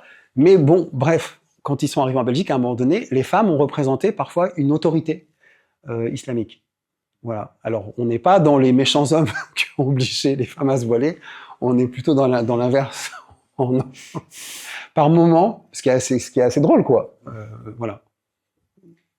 Alors qu'il y a cette vision qui est que islam et féminisme sont absolument irréconciliables. Tout à fait. Alors ça, oui, ça c'est Alors la base. on voit qu'on mobilise l'islam dans un but de défense de droits des femmes. De son droit, de son pouvoir, et pas forcément contre le mari, mais par exemple, le mari reste important. C'est celui avec qui on va aimer, avec qui on va avoir on va faire des enfants, on va les élever, etc. Il est important, mais il remplace pas Dieu. Le premier, c'est Dieu. C'est pas le mari. Voilà. Et donc, et ça, c'est une islamité qu'elles ont sans doute en partie avant. Donc, il s'est passé un phénomène étrange auquel j'ai assisté, c'est que finalement les cours de français, et notamment les ateliers d'écriture, que je sois là ou pas, hein, en fait, étaient un prétexte aussi pour se rencontrer entre femmes de manière transnationale et transculturelle. Et transislamique, je dirais, puisqu'il y avait une majorité de musulmans, mais pas que. Hein. Mais même les non-islamiques, par exemple, étaient un peu islamiques quand même. Notamment Joséphine qui dit, ouais, bon, moi je suis chrétienne, mais mon christianisme, bon, il est quand même très proche de l'islam. Voilà. Et eh bien, ils ont fabriqué une forme d'islamité assez homogène, qui va des Roms de Bulgarie jusqu'aux Guinéennes, en passant par les Marocaines. Mais pour de vrai, hein. Alors, ça ne veut pas dire qu'elles pensent toutes la même chose, loin s'en faut, mais elles sont ancrées dans des islamités différentes. Donc moi, je ne peux pas dire que je connais bien l'islam, mais je connais un peu les islamités. Elles sont inscrites dans des islamités traditionnelles différentes qu'elles ne rejettent pas. Elles critiquent certains aspects. Par exemple, certaines formes d'union coutumière qui ne demandent pas l'avis à la femme. Et donc ça, elles en parlent. Mais elles reconstruisent une vision de l'islam auquel elles ont accès aussi grâce à l'alphabétisation, parce qu'elles vont lire le Coran en français. Bon, ça fait peut-être un plaisir aux femmes, comment dire, à certaines enseignants ou enseignantes, mais c'est comme ça. Et à partir de ces lectures, elles disent, mais c'est faux qu'on ne doit pas faire d'études. Parce que des fois, on leur a dit, bon, les études sera plutôt pour le mari, toi, tu restes à la maison. Il y a eu ça. Il n'y a pas que ça dans leur coutume, hein, elle n'est pas réductible à ça. C'est pas le vrai islam est super, l'islam coutumier est pourri. Mais il y avait parfois des coutumes sont porteuses toujours aussi de choses intéressantes, puis de choses plus, on va dire, aliénantes parfois. Et donc, elle faisait un espèce de tri sélectif. D'ailleurs, à la fois de ce que l'Occident peut leur apporter, en termes de pistes de réflexion, et également de leur culture d'origine. Et donc, elles ont fini par revendiquer un islam qu'elles appellent le vrai islam. Elles l'appellent pas l'islam des Lumières ou le nouveau islam. Elles appellent le vrai, celui qui a toujours été, selon leur discours, encore une fois. Et elles disent, voilà, dans le vrai islam, une femme a le droit de faire des études, a le droit de travailler, a le droit de ne pas travailler, et l'homme doit assumer, s'il est un vrai musulman, elle choisit son mari. Et donc, à quoi on voit aussi la fabrication ou la reconnaissance, l'appropriation de ce qu'elles appellent ce vrai islam, c'est dans la façon dont elles élèvent leurs enfants, c'est en vertu de ces principes-là. C'est dans des trucs très précis, par exemple, il y a des descriptions. Une fois, il y a un moment donné, il y a une femme qui écrit un très beau texte d'ailleurs qui s'appelle Le Jardin des Mystères, sur une rose, qui raconte la souffrance d'une femme pour qui son couple s'est mal passé à un moment, et qui dit d'ailleurs, les épines de rose, elles sont belles et pointues, comme les griffes d'un oiseau sculpté sur une branche d'arbre. Voilà un texte d'analphabète, hein, c'est marrant en passant, qui n'est évidemment pas du tout d'analphabète, mais elle raconte par exemple que, comme beau-fils, elle veut un arabe, si possible, mais ça peut être un converti de n'importe quelle origine. Il faut qu'il ait une barbe, mais pas trop longue. Il faut qu'il ait pas une barbe, elle dit, pas une barbe qui descend jusque-là, frisée, etc. Mais une barbe. Il faut qu'il soit pratiquant, quand même, pas mal, mais pas non plus de manière excessive. Et il participe aux tâches ménagères. Voilà. Elle dit, comme mon fils, il doit participer aux tâches ménagères de sa femme. C'est Alors, c'est pas pour dire que, oh, regardez ce progrès extraordinaire qu'elles ont fait, elles sont pour le partage des tâches ménagères, mais c'est pour dire que même cette question-là, elle se positionne par rapport à ces questions, ici aussi à partir de la découverte de l'islam littéral, enfin en tout cas de l'islam littéraire, de l'écrit islamique, quoi, que ce soit que ce soit les hadiths ou le Coran. Donc c'est intéressant. Et, et donc on retrouve une forme de continuum entre les différentes femmes qui sont pourtant inscrites dans des origines culturelles très différentes et pas du tout reniées, mais il y a une certaine homogénéité d'un islam qui s'est créé dans l'immigration et qui est intéressant à entendre et à découvrir. Et pour la petite histoire, alors peut-être je suis trop bavard, mais quand j'ai fait ce travail-là sur l'islam, sur leurs islamités avec ces femmes migrantes, donc il y avait une quinzaine de femmes dans l'atelier parce qu'il y avait beaucoup de discours islamophobes dans l'association. Et donc je me suis dit, bon, est-ce que vous seriez d'accord qu'on parle de l'islam, que vous nous expliquiez comment vous voyez l'islam, etc. Parce que vous savez qu'il y a des problèmes avec l'islam du point de vue des enseignantes blanches. Elles étaient au courant. Il ne fallait pas la leur faire, elles le savaient très bien. Et elles ont dit, OK, pas de problème. Et donc, au bout d'un an, il y a toutes ces conclusions qui sont arrivées, que je vous raconte là. Par exemple, le fait que, au nom de l'islam, la femme choisit son mari, choisit son travail, choisit ses études, a son argent, etc. Et je propose aux 40 personnes de l'association, qui est divisée en différents secteurs, je vais voir le directeur, je dis, si vous voulez, je peux consacrer gratuitement une journée de formation. Normalement, c'est 1 000 €. Hein. Donc, je lui dis, mais je peux faire gratuitement pour vous, puisque j'ai fait mon terrain chez vous, pour vous parler de l'islamité des femmes migrantes. Après, on pourrait imaginer une autre journée où elles viennent aussi, etc. Après, il y a la question de la timidité, pour certaines situations. C'est des femmes qui parlent en public, mais face aux enseignantes qui ont ces idées-là sur l'islam, ça peut être plus compliqué. Je dis, mais moi, je peux vous expliquer un peu. Vous savez combien de personnes se sont inscrites sur les 40 pour venir à cette journée de formation? 2. La réponse était, on ne veut pas savoir. Donc l'ignorance, attention, hein, c'est comme le savoir, c'est une production. C'est volontaire. C'est vraiment une production. Et donc là, on était là. Voilà, c'était pour un peu répondre par rapport aux islamités. Mais justement, le fait de ne pas avoir cette complexité, bon, elle caricature les populations des Suds, mais elle caricature aussi les populations du Nord, les populations européennes blanches, avec l'idée, mais bah, tu l'as dit, mais qu'il n'y a pas de violence sexiste ici, ou moins. Oui. Et ça, c'est complètement faux aussi. Et ça me semble important, quoi. Cette vision construit à la fois les Suds, mais le Nord aussi. Oui, dans une vision fantasmée. Tout à fait. Construit le Nord, ou, même si je ne suis pas fanatique du mot déconstruire, en tout cas l'empêche de se déconstruire.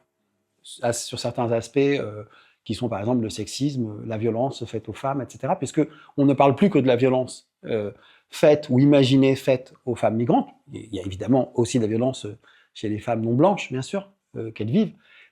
Et du coup, on ne parle plus de la violence faite par des hommes occidentaux dans l'univers occidental et mal gérée par l'univers occidental. Ouais. C'est-à-dire qu'il y a très très peu de plaintes pour viol qui sont bien reçues, accompagnées et qui aboutissent. Voilà. Enfin, ça, l'actualité le montre bien. Tout à fait. Ces dernières années. Tout à fait. C'est pas du tout et même ces dernières semaines. Qu'est-ce que ça dit de nous qu'on arrive à produire une théorie sur une pratique culturelle ou une autre, par exemple l'islam, sans voir les différences des islamités qui sont en présence, sans voir l'homogénéité qu'elles ont créée, sans voir leur complexité, etc., et qu'on est sûr d'avoir raison. Ben, ça veut dire que nous avons une certaine disposition d'adoration de l'ignorance. Pour revenir à ce qui se passe dans cette assoce que tu as analysé, moi, il y a un truc qui me semble important à dire, c'est donc malgré cette vision-là caricaturale des populations des Suds et leur culture, oui. Il y a une forme de bienveillance malgré tout. Donc tu dis dans ton bouquin, il y a une empathie, il y a une participation à des occupations, il y a des manifestations, parfois certaines accueillent chez elles des migrantes. Oui. Et je dis ça parce que ça montre une certaine complexité. Il peut y avoir à la fois de la bienveillance et de la dévalorisation culturelle. Oui. C'est intéressant à dire. Et aussi, ça montre que cette forme de vision du monde, de hiérarchisation culturelle, peut se passer en même temps que de la bienveillance. Et elle peut traverser... C'est exactement ça. Donc, je veux dire, allez, en termes sociologiques, on peut dire les rapports sociaux de race peuvent aussi traverser des rapports de classe, par exemple. Bien sûr. Si ta sauce est plutôt de gauche, plutôt... pourtant, on y voit des formes de ce qu'on peut appeler racisme. Donc, euh, ça me semble important à dire, quoi. C'est des Bien questions sûr. différentes et qui demandent des traitements différents. Oui, tout à fait. Et puis ça peut se raconter aussi. Par exemple, la classe, donc parce que j'ai ethnographié des moments donc j'étais là dans des moments d'observation et de participation de cours. Le cours, par exemple, était un lieu plutôt bienveillant chez Diane, où par exemple des femmes pouvaient échanger des stratégies de comportement face aux assistants sociaux qui sont devenus des agents d'insertion. Hein, par exemple, il y a une jeune femme qui dit, Peul, qui dit voilà, je suis allée voir mon agent d'insertion, enfin mon assistant social, et je me suis bien habillée. C'est pour demander une prime pour Noël, etc. Elle était au CPS à ce moment-là, et donc pour les Français, c'est le RSA, et ASBL, c'est l'association. Et donc, je suis allé voir mon assistant social. Il m'a vu avec. Je m'étais bien habillé, j'avais mis une jolie robe, des boucles d'oreilles un peu dorées.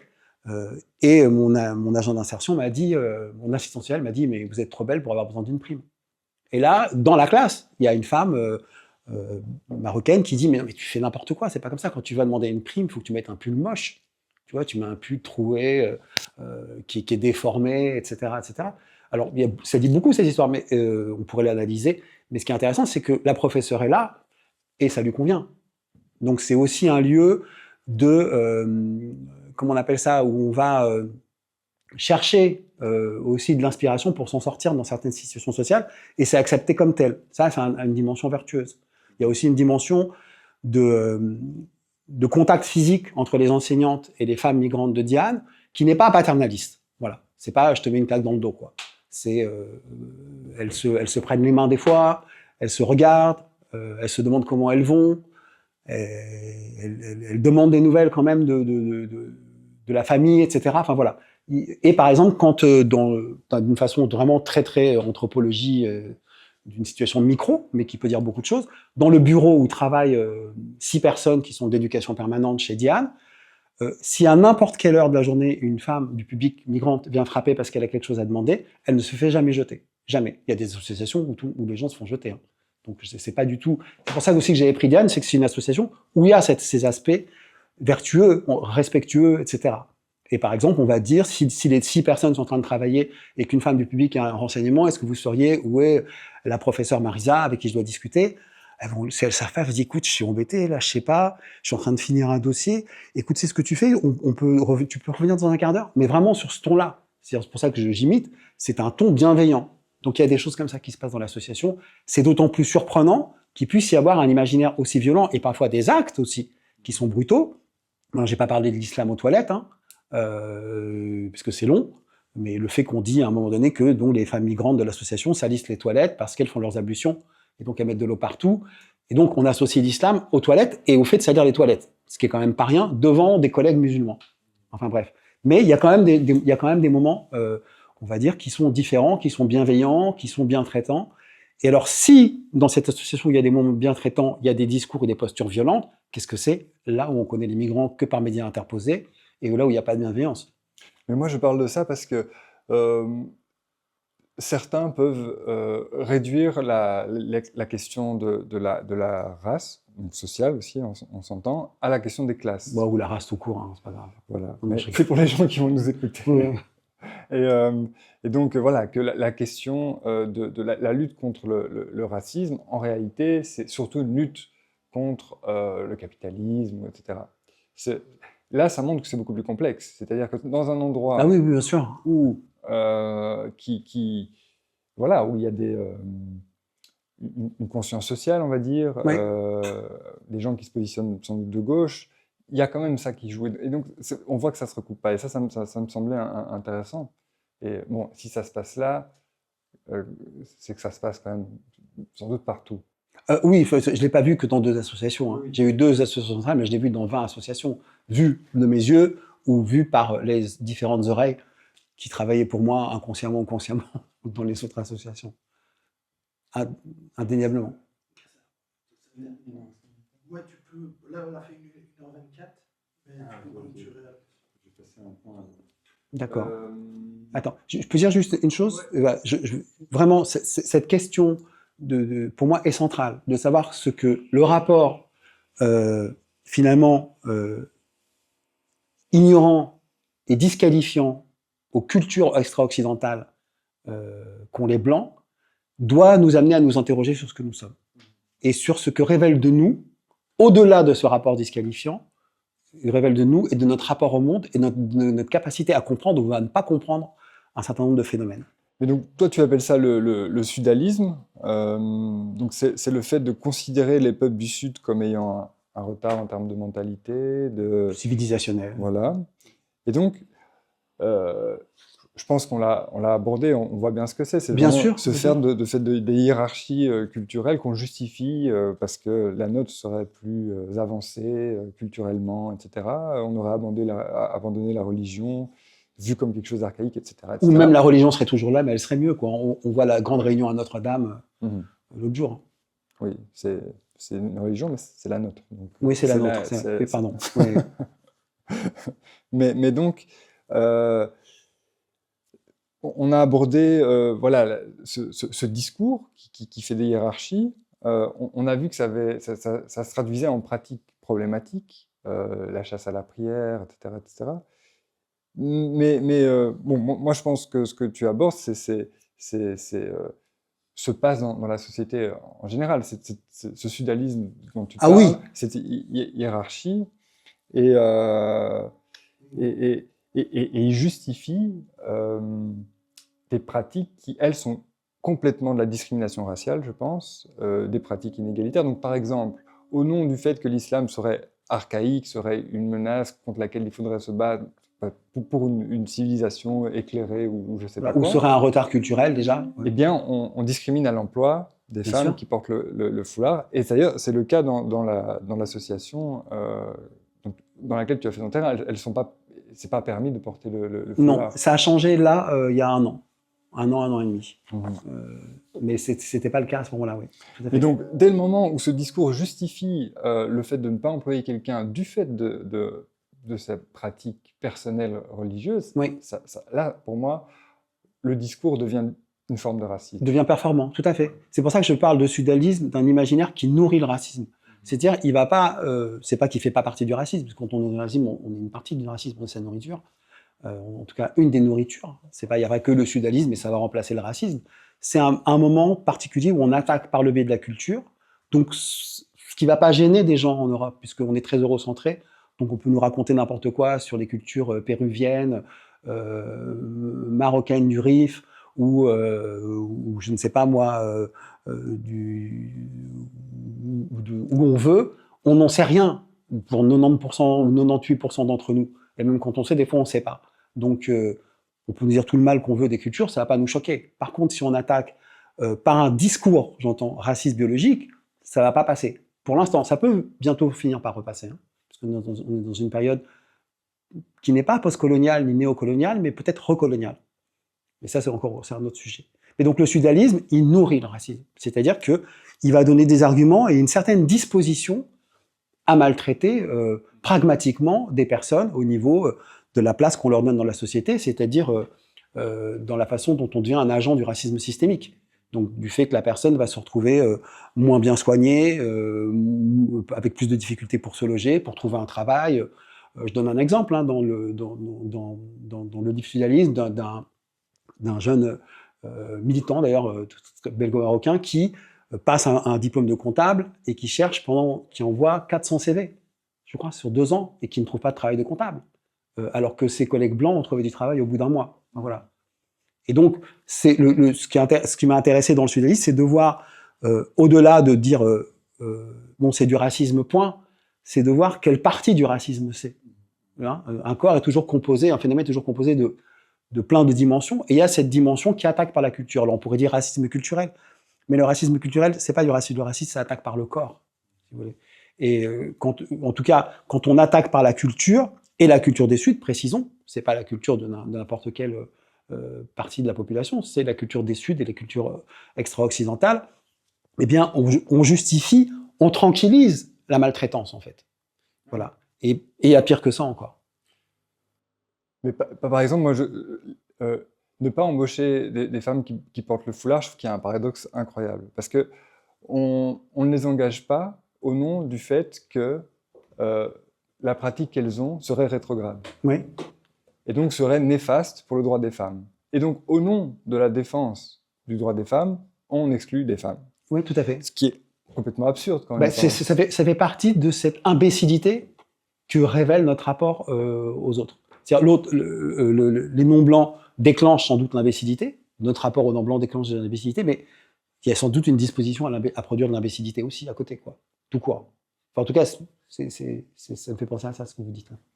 Et alors, ça justifie aussi, par exemple, euh, les contrôles policiers. Voilà. Alors, tout à fait, c'est là où c'est important de bien préciser que le sudalisme apparaît sur un terrain de recherche que je choisis pour X raisons. On choisit un terrain de recherche parce qu'on voit des choses qui nous intéressent, mais parce qu'on peut avoir accès à ce terrain de recherche et qu'on doit au regard de certaines rencontres qu'on y a fait. Donc c'est comme ça que je choisis les milieux de l'alphabétisation.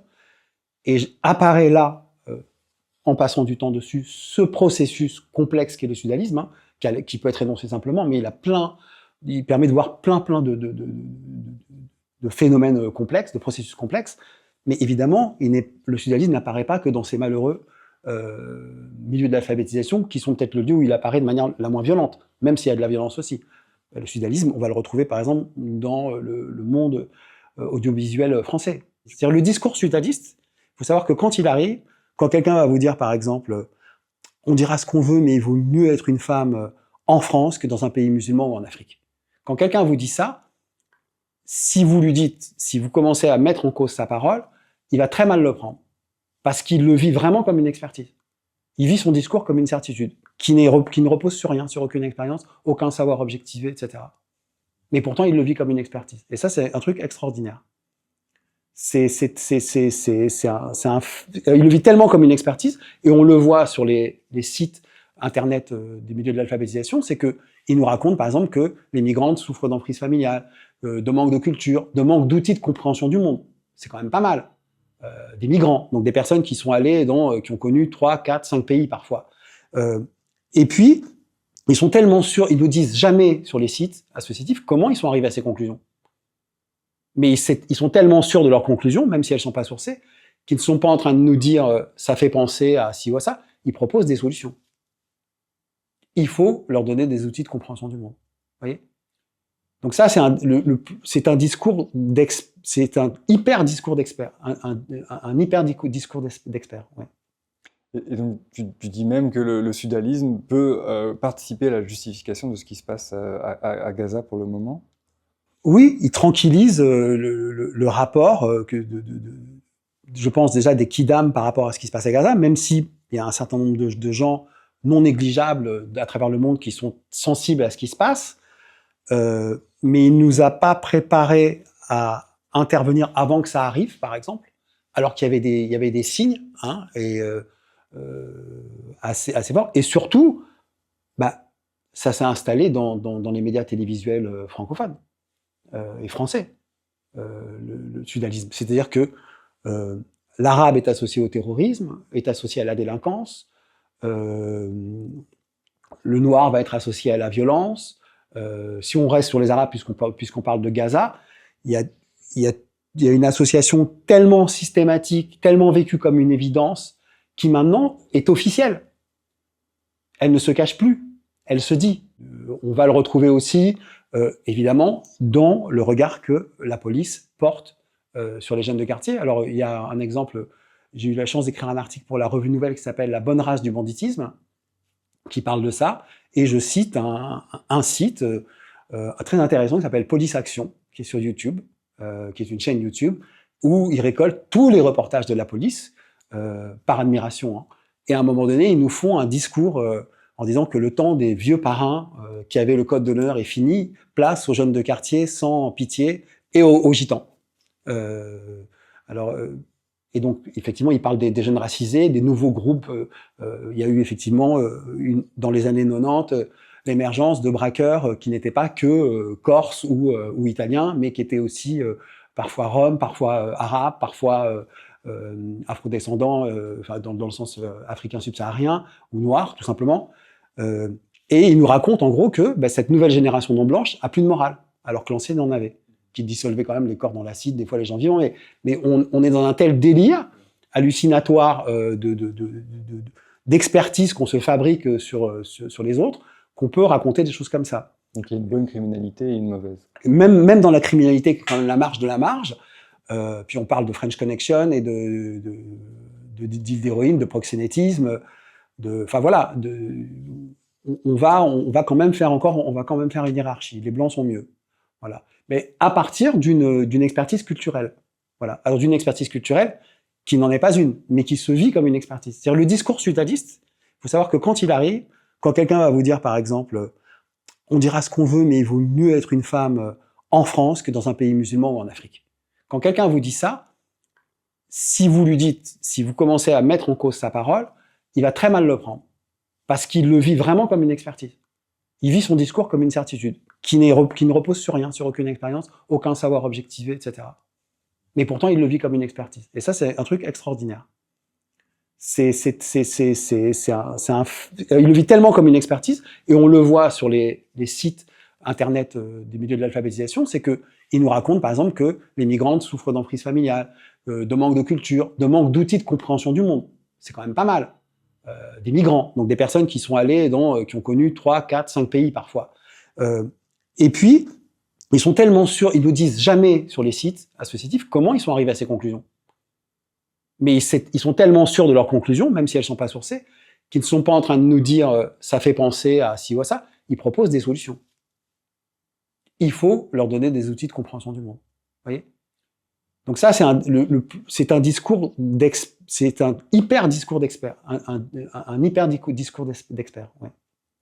Et donc, tu dis même que le sudalisme peut participer à la justification de ce qui se passe à Gaza pour le moment?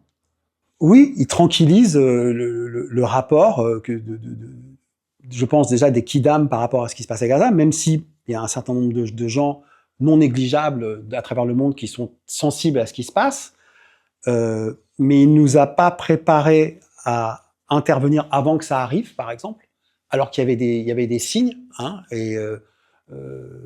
assez forts, et surtout, ça s'est installé dans les médias télévisuels francophones et français, le sudalisme. C'est-à-dire que l'arabe est associé au terrorisme, est associé à la délinquance, le noir va être associé à la violence. Si on reste sur les arabes, puisqu'on parle de Gaza, il y a une association tellement systématique, tellement vécue comme une évidence, qui maintenant est officielle. Elle ne se cache plus, elle se dit. Ça, pour moi, c'est le sudalisme. C'est parce qu'on a laissé s'installer un discours qui était acceptable, mais dont l'impact est aussi violent que le discours racisme biologique. On nous dirait que le corps de l'homme arabe le détermine à avoir envie de vengeance, ce serait pas moins grave, ce serait pas plus grave, je veux dire, que tout ce qui est dit sur la culture arabe à l'heure actuelle. Et qui est répété, qui est incroyable, c'est là où on voit l'impact de ce phénomène que j'appelle sudalisme, peut-être qu'il portera un autre nom à un moment donné, mais cette